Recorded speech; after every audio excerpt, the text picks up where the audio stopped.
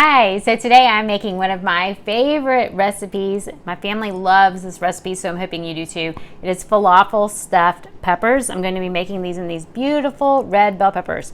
Now I am personally going through a juice cleanse, so this might be torture for me, but I'm just doing it for my own health reasons, something I do seasonally. If you have questions about juice cleanses, please comment below and I will be happy to answer you there. So the first thing I'm going to do is chop off just the top of this bell pepper. We love red bell peppers. They're full of lycopene, which is wonderful for the heart. Anytime you have red foods, think of red like the heart.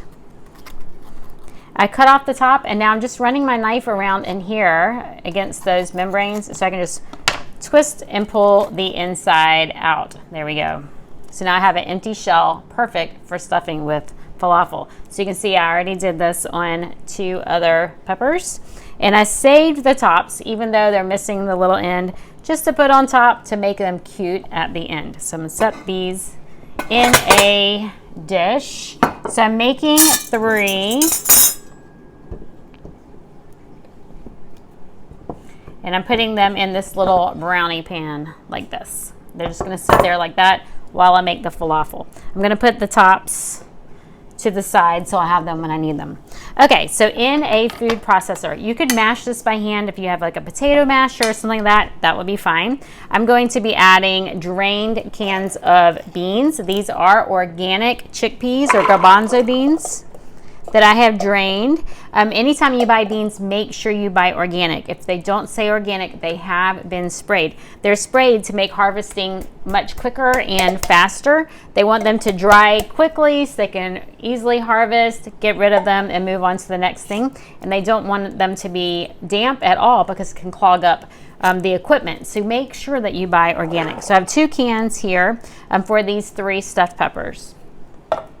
Now I'm going to add some spices. So 2 cans of chickpeas. I'm going to be adding a teaspoon of salt.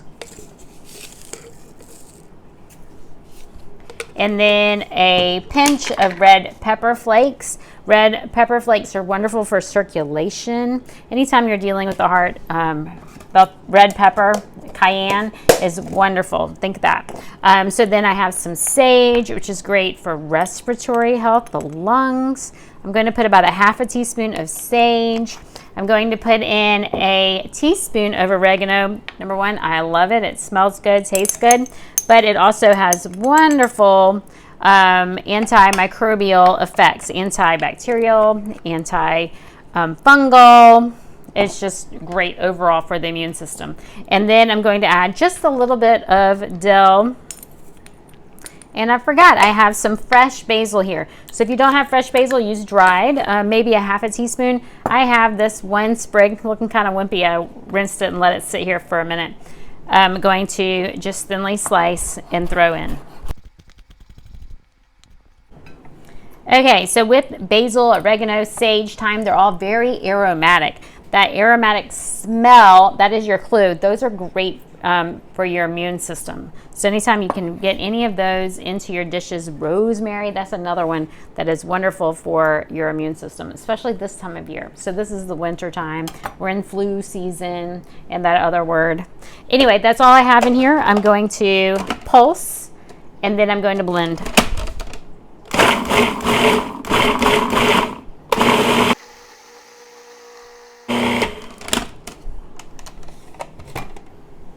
All right, so I left it a little bit chunky. Can you see that?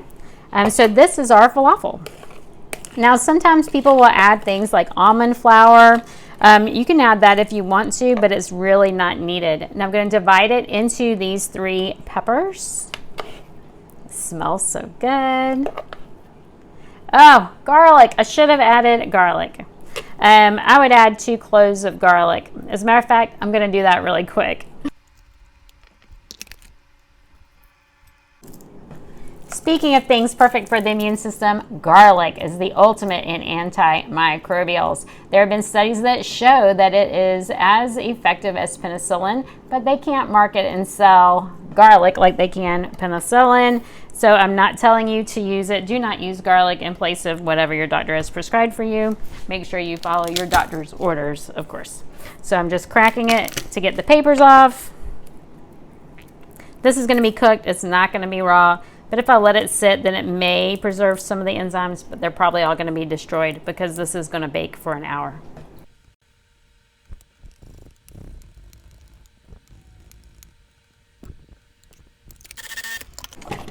Okay, now I'm ready to stuff the peppers.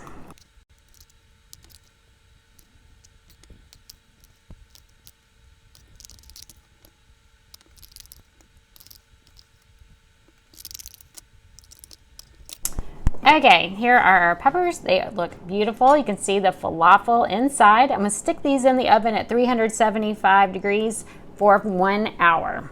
While they're cooking, we'll make a sauce. Okay, I need to put the tops back on. You don't have to, but I just like to have them on there. Okay, the top. Here are our peppers. I'm going to stick them in the oven at 375 degrees for 1 hour. While the falafel's cooked, let's make a sauce. So I'm going to start with a lemon here. I'm going to cut it in half. Okay, now let's make our sauce. I have my lemon, I just cut in half. I'm going to squeeze it into a 1 cup mason jar here. Lemons are very high in vitamin C. They are very cleansing to the system. And I save these to make a cleaner. So after I squeeze them, I save the rinds. I stick them in a freezer bag to make my everyday cleaner. All right, to that, I'm going to add about a 1/4 cup of water and a 1/4 cup of tahini. If you're not familiar with tahini, it is a seed butter, kind of like peanut butter or nut butter, only it's made with sesame seeds. And sesame seeds are fabulous for your bone health. They're very high in calcium. So I'm going to add about a 1/4 cup of tahini.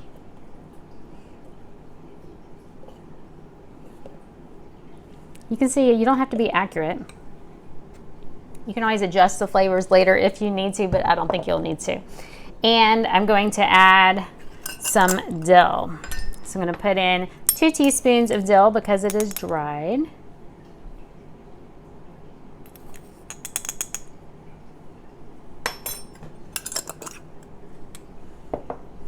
And maybe a 1/4 to a 1/2 teaspoon of salt, just a little bit of salt. I like the pink Himalayan sea salt, or I even have, forgot about it, I have some Celtic sea salt, very high in different minerals. Table salt, you know, is only 2, so it's much better to use something like Himalayan or Celtic sea salt if you use salt. Some people do avoid salt, and that's, you know, if you avoid salt, then that's great for you.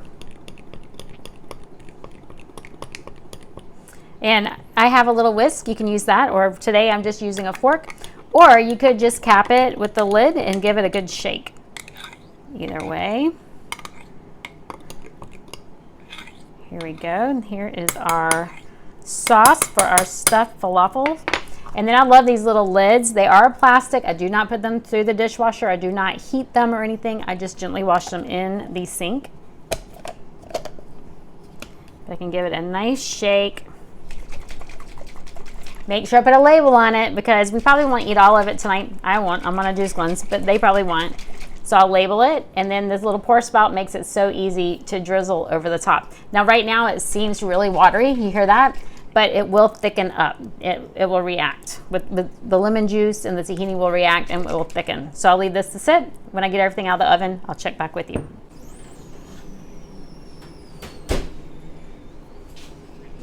Okay, here are our peppers. You can hear them whistling. You can see they're kind of wrinkly on top.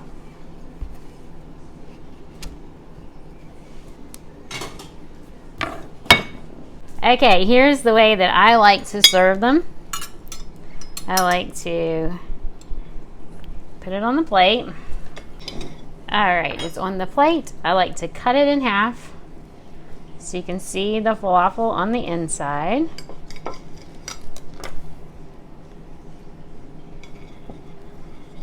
Here is our falafel stuffed pepper.